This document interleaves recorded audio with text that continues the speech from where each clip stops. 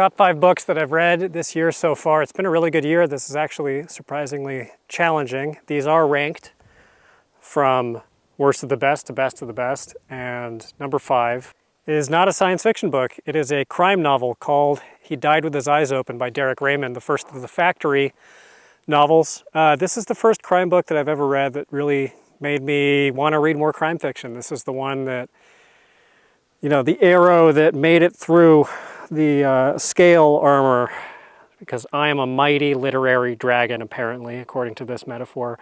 But this is the one that really grabbed me. I've made a few runs at explaining why it did get me and why I love it so much, and it's been a little stymieing. I feel like I've really struggled each time, and I'm probably going to struggle again because I can't quite put into words its specialness. It's a mix of low noir grit and hyper-violence with really high literary existentialist ponderousness. And those are two distinct writing styles that are not very heterogeneously mixed in the book. It's told from really two different points of view. The point of view of the protagonist, who's a detective at this department in London called the Factory, and he is assigned the inglorious cases, the ones that don't get a lot of publicity, and does it for a love of the game because of his inborn sense of justice, and uses occasionally unscrupulous means to meet the end of solving these crimes. And it's also told from the point of view of the victim by means of audio tapes that he kept while he was still alive before he was very violently killed. The detective comes to identify more and more with the victim, and it descends into some really dark, grimy places, but is just incredibly beautiful. And its writing, its prose, its execution, and it really moved me.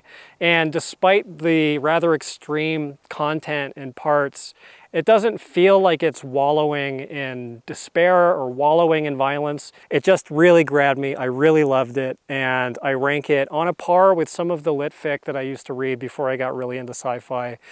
Kind of has a bit of the feel of like the John Fante, Charles Bukowski sort of literary school.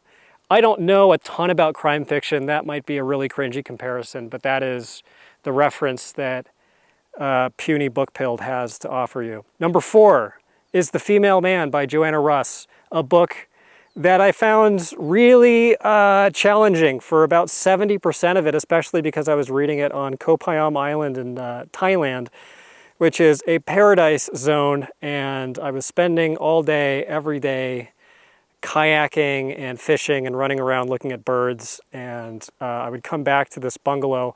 By the way, you can get a bungalow on a sea cliff for 20 bucks a night, and you can sit out on this porch with the breeze passing through, looking at the ocean with hornbills roosting in the branches in the trees near you. It was just bliss. And I was reading The Female Man, a very pissed off book that is written in a postmodernist style, and it was grinding my gears, and I found it hard to focus on, and I felt like I was gonna have to reread it or scrap the review because I wouldn't be able to do it justice because I didn't feel like I really got it. By the last 30%, the culminating action, when Russ gets a little more explanatory and a little more clear, I was moved to consider putting this in the next top 15 video. And when I read it, that feeling was one of certainty of like, this can't possibly not be on the top 15.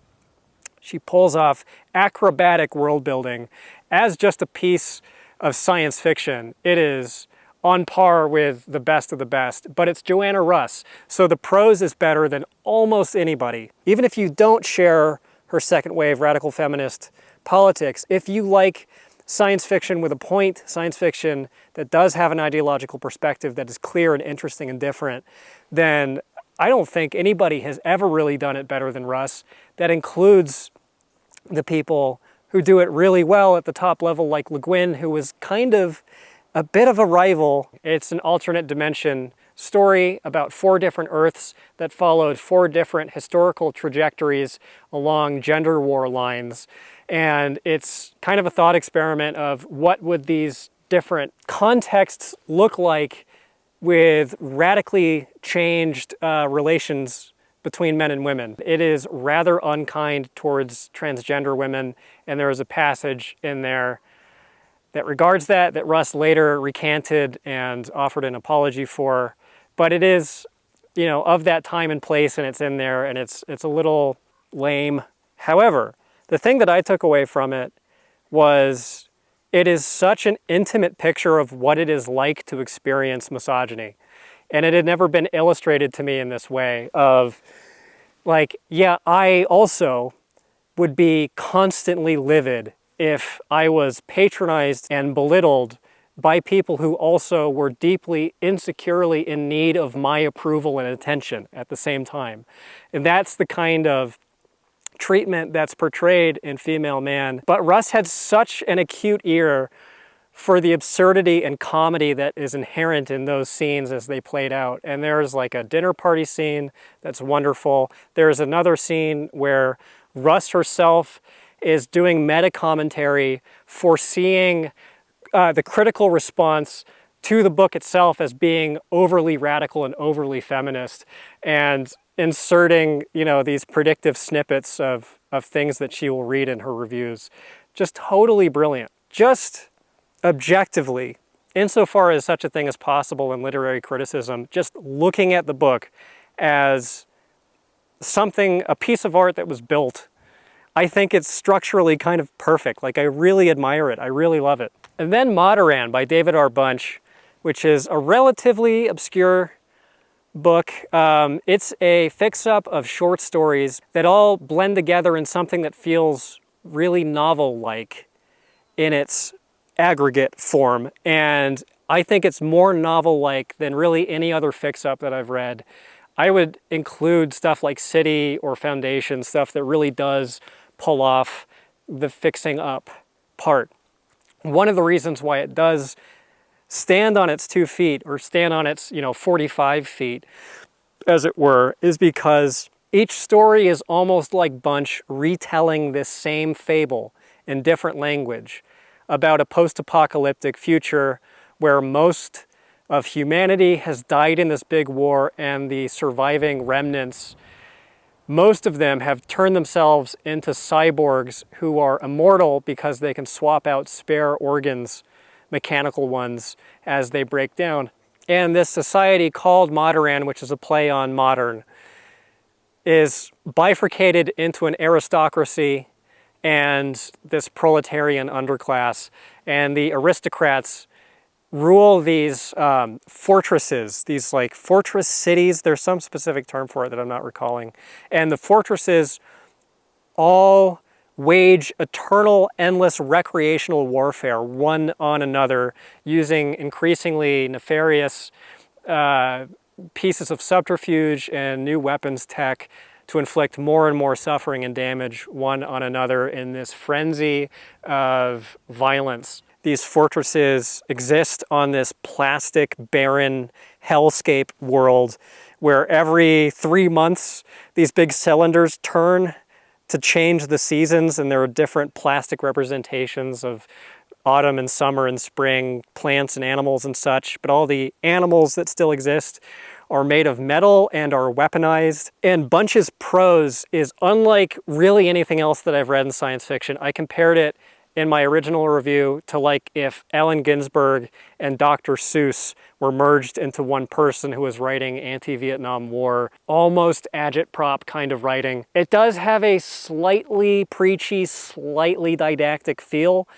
but Bunch is another writer, kind of like Russ, who was writing from a place of anger. There is a wonderful snippet of a letter that Bunch wrote in response to public outrage to one of the science fiction magazines that would publish his stories, but he, as time went on, I think had an increasingly tough time finding people to publish him because his stories got less and less popular because people wanted more of the down-the-middle, expository, hard SF or space opera kind of stuff. And I think Bunch's politics rubbed the readership the wrong way, and Bunch wrote this response that was basically like, fuck off, this is not why I'm writing. I'm not writing to entertain or to please. It's because the world has been despoiled and destroyed, and I look out at it and I see an ethics wasteland, and this is my big literary middle finger. Hell yeah, brother, and I think it's great. It's a wonderful piece of literature, even though it's, again,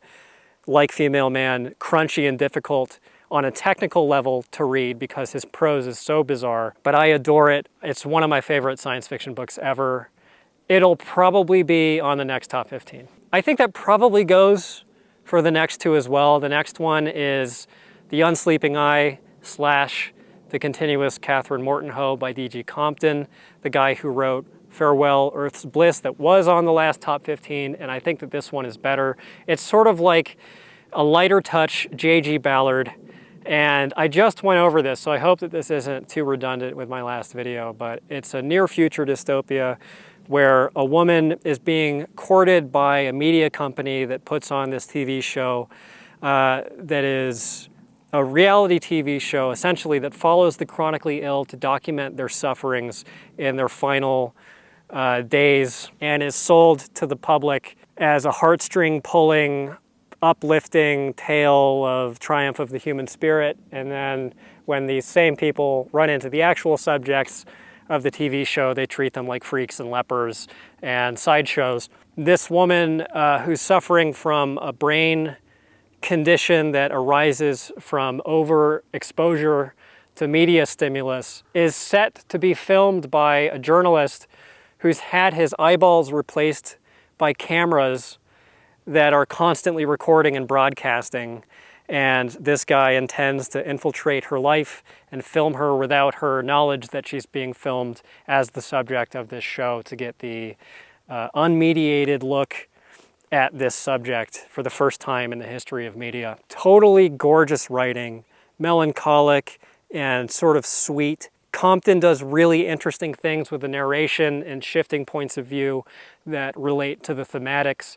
And I think that it is brilliantly prescient in a way that does matter, of saying, look at these societal trends, look at our relationship to the media, and this is what may end up happening in this perverse world if we keep going down this path. And this book was written in the 1970s, and look what happened. And isn't it easy to forget how grotesque reality TV was when it first showed up on the scene? And I say that as someone who likes reality TV. I've watched probably 15 full seasons of Survivor. I'm right there with everybody else, and I'm talking to a camera. So I guess not a life-changing tale, but just such a wonderful piece of science fiction that does everything properly. And there are passages of it that I think are some of the best, especially the first couple chapters, the first, I don't know, quarter of the book, just masterpiece status, amazing book. And speaking of masterpiece status, Inverted World by Christopher Priest is the best book that I've read so far this year. And I say that even though it didn't move me nearly as much as Unsleeping Eye, or as Female Man, or as Moderan, or, now that I'm going through the list, as He Died with His Eyes Open. But speaking as I was about Female Man, about a technically flawless composition, Inverted World is it. There is no other piece of hard SF that's ever impressed me as much as Inverted World. I described it as a flawless book, as a 10 out of 10, a clean 10 out of 10. There's very few books that are unqualified in that way. Even, I would say, Bad Brains. I had a couple of pieces of context that I had to offer for why I was giving it a 10 out of 10, and largely it was sort of like an emotional decision for me. Inverted World is just cool, calculated. I look at it and I have to say that is a perfect science fiction book. The prose is just elevated to a vantage that is privileged enough that it is special feeling without being showy. The world building is perfect and ties in with the themes and the plot perfectly, and it's an interesting counterpose between an internal world in this big traveling wooden city that's on train tracks and the outside world where bizarre things are happening, and the social order of the external world and of the internal world worlds, plural, are distinct and interrelated. His illustration of that politics is perfect, perfectly believable. That's a good note for it, I think. Even though it's this outlandish, weird experiment in science, I will say, I'm being very careful about spoilers here. It's all so vividly believable and credible. You very rarely have to suspend your disbelief for much. The characters are great. The plot moves forward in a way where Priest gives you just enough at the right time to keep you turning the pages, and it is the vaunted, cherished, sought-after page turner, a legit page turner that I could barely put down. It's about, like I said, this big city that's on train tracks that are constantly being removed behind the city and then replaced in front of it because this mobile city has to keep moving for reasons unknown. And if it doesn't keep up to a particular schedule, bad things will happen. And the book follows the protagonist as he emerges from adolescence, is initiated on this jobs program outside of the city for the first time after having this big epiphany of being shown the outside world that he didn't know existed. And this was, I think this is all in the first chapter, so this isn't really spoilers. Then being initiated into the further mysteries of the how the city travels, and then eventually the why. It's such a brilliant book. I like every part of it. I even like the ending. The ending is controversial, apparently. I like it. I have nothing bad to say about it. It's one of the only perfect books that I've read. If you don't like this sort of political SF that I've been talking about, then probably this is the one that I would point to as the big recommend if you haven't read it. I think it should appeal to every species of science fiction reader, whether you like hard SF. You know, I can't argue that it's space opera, but whatever. It will unite the tribes under one Khan. Christopher Priest is our God King. The next video that will come out will be the hater video. That's about my 5 least favorite. That will be also tough to winnow down because I've read a lot of not very great books this year. That'll be coming soon. Anyway, thanks for watching. Appreciate you hanging out, and I'll see you soon.